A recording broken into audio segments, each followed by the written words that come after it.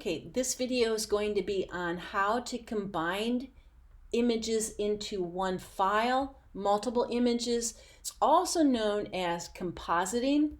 So before you, I've got an image and I want to add other images. So I've got some other tabs here. So I've got a picture of a cat, I've got a picture of a bird, and I want to add these images to this one.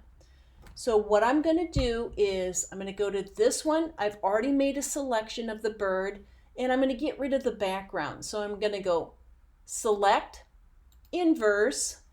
I'm going to unlock my background and hit the delete key. Okay, so now I've got the bird on a transparent background and I'm going to go select, deselect. I'm going to do the same for the cat here. I'm going to reverse my selection to get rid of the background and I'm going to go select, inverse, and I'm going to unlock the background and hit delete key to get rid of that and select, deselect. Now I want to bring both of these images into this kind of dock scene.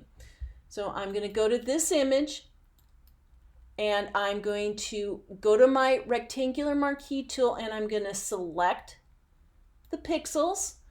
I'm going to go edit, copy. I'm going to flip back to this image and I'm going to go edit, paste. Okay, there's the bird. I'll come back and I'll scale it down.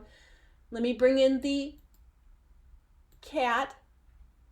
I'm going to select the cat by going edit, copy. I just copied all the pixels in the cat. I'm going to flip back to this scene and I'm going to go edit, paste. Okay, now so it makes a little bit more sense, the imagery. I'm going to reduce the size of the cat. So first off, I need to make sure that I'm on the cat layer and I'm going to go edit,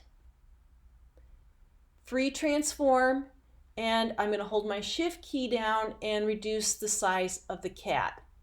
When I'm happy with the size, maybe a little bit bigger, I'm going to hit the return key. Now I'm going to reduce the size of the bird. So I'm on the bird layer and I'm going to go edit, free transform, and scale down the bird. Keep in mind, I'm holding my shift key down and maybe the bird will be right here. I'm going to hit my return key to set that in place. Okay, maybe I want to add another image. Maybe I want to swap out the sky in this image. So I want to make sure that I'm on that layer. I've hid the bird layer here and I'm going to go to my quick selection tool and I'm going to sweep across the sky, again making sure I'm on this layer, and I'm going to select the sky. I'm on this layer and I'm going to hit the delete key. Okay, so now I can see the transparency in the background and I'm going to go select, deselect. Now I want to grab part of this sky, so I'm going to go to my rectangular marquee tool and I'm going to select the part of the sky that I want. Okay, I'm going to copy those pixels. I'm going to go edit, copy. I'm going to flip back to this image and I'm going to go edit, paste. Okay, now I want this to be in the background, so I'm going to take this layer and move it all the way to the background. Now it's hidden over here, so I need to go to my move tool and I need to move that image up. Okay, so now I have not only added a cat, a bird, I've given myself a new sky. Okay, there's a couple things more that I want to do. The cat doesn't look real realistic. It has no shadow, so I'm going to add a shadow to the bottom of the cat. To do that, I'm going to open up the layer style panel. So I'm going to click in the open area here of this layer that the cat lives on. Double click. I'm going to go to drop shadow and I can see that I've got a purple drop shadow in here. I'm going to reset it to its defaults. I apparently put a purple drop shadow at some other point, so I'm going to go to reset default. With a drop shadow, you can actually come in and you can move the drop shadow.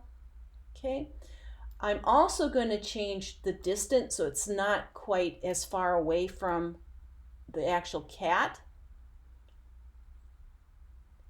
I can mess with the spread, which I really don't want, the size, and so forth. And I'm pretty happy with it. I'm going to say okay. Also, the lighting on the cat doesn't look quite right.